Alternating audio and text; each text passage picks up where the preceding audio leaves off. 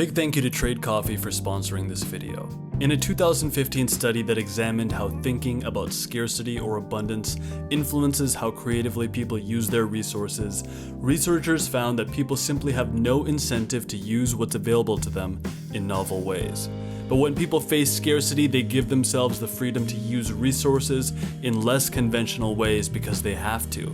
The situation demands a mental license that would otherwise remain untapped. Despite this truth, I think many of us sometimes give into this notion of thinking, because my circumstances are not ideal, because I have constraints, I can't produce good work, or at the very least, I can't do work as good as this other person. I think we can all readily think of a guy or a girl who has a setup that seems far more ideal than us.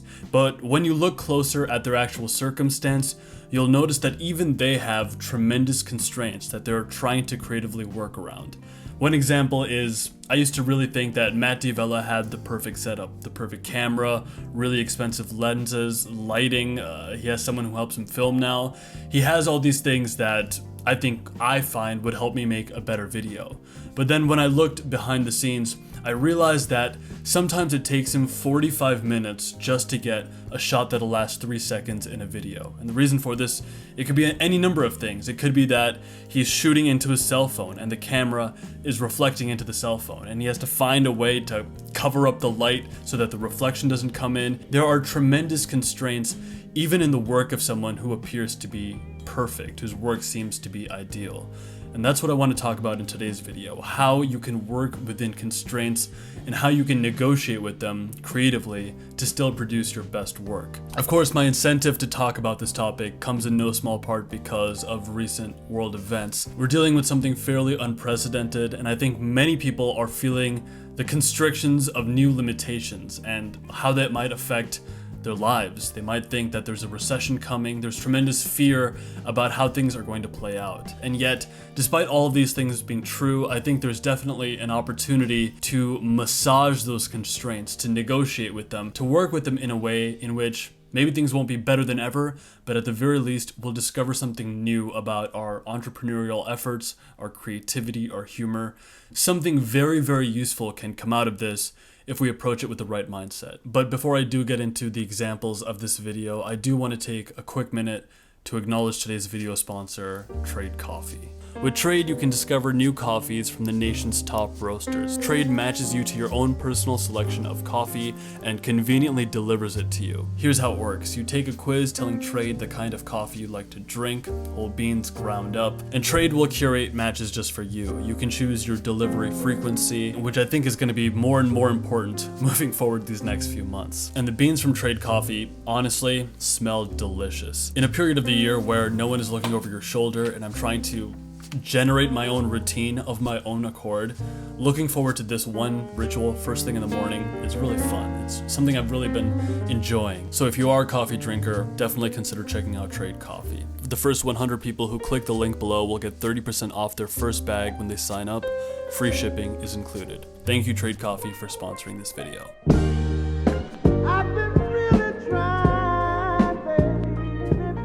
Back to the topic at hand, why limitations can create amazing results. There's an entire premise of a fascinating documentary by the Danish film director Lars von Trier called The 5 Obstructions.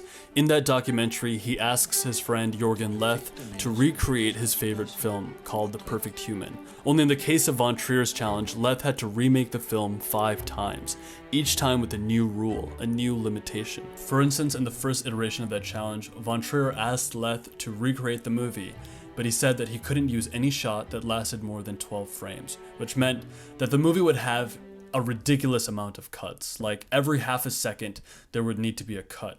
You would think this would totally stifle the narrative, stifle the storytelling, but instead when Leth was forced to work with that constraint, he came up with something really unique, really bizarre certainly, but a completely profound new way to tell that same story. Ultimately, it was a constraint that seemed impossible to navigate. How do you tell a story where you have to just always be cutting the video?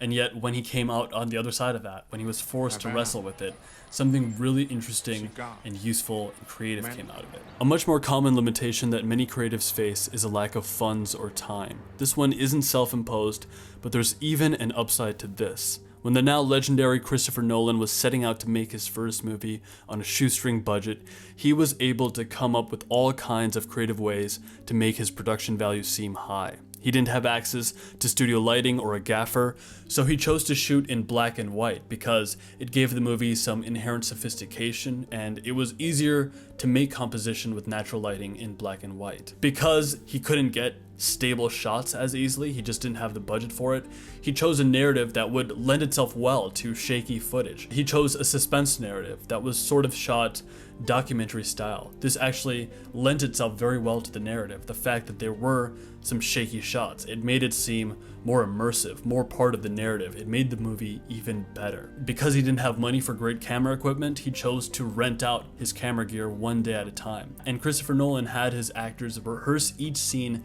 meticulously over and over again so that they could try to get the scene done in one take or two takes. Fewer takes so that they could end up using less stock footage because they were shooting on film stock. But ultimately, negotiating with these limitations created some pretty profound results. Christopher Nolan shot this amazing movie in black and white with an immersive documentary style, suspense style narrative in which the actors knew exactly what they were doing. Each movement was incredibly precise. And so the constraints and the working with those constraints, the massaging with those constraints created something really beautiful, something much better than your average student film. This phenomenon of limitations, constraints even extends to physical limitations, confinement, which is something that we're all going through right now. It's also the arc of many of my favorite movies, the arc of a person in confinement transforming him or herself. In The Shawshank Redemption, a wrongly imprisoned Andy Dufresne seeks to affect his limited environment as best as he can, even though his actions on any given day probably came across as trivial in his life outside of prison.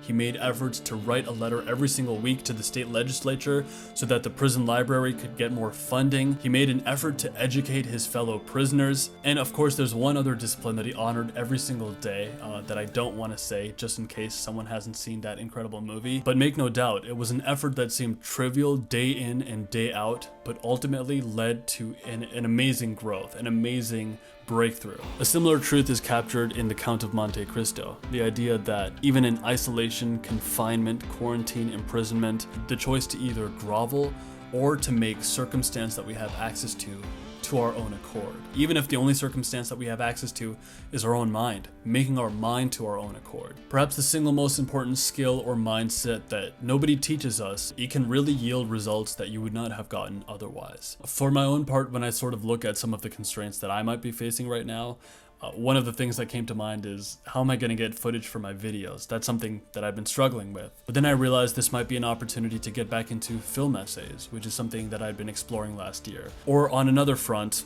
none of us have access to the gym right now. But what an amazing opportunity this could be to get into calisthenics or running or jump roping. I'd always been interested in calisthenics-based fitness, but I never really gave it a chance because I've just always enjoyed weightlifting more. It's something I was familiar with, it's something that I knew, so I never made time to do like a calisthenics-based really hard workout or to go for a long run. And in the last week, I've been doing so much running and I've been trying out calisthenics and I'm incredibly sore. I'm sore in places that I hadn't been before. Evidently, even though I've been doing squats and deadlifts, I hadn't been activating certain kinds of muscles that I am now because I'm just forced. And in discovering something different, I'm making progress that I wouldn't have made otherwise. Our need to negotiate with our attention has sort of a magnifying glass on it right now.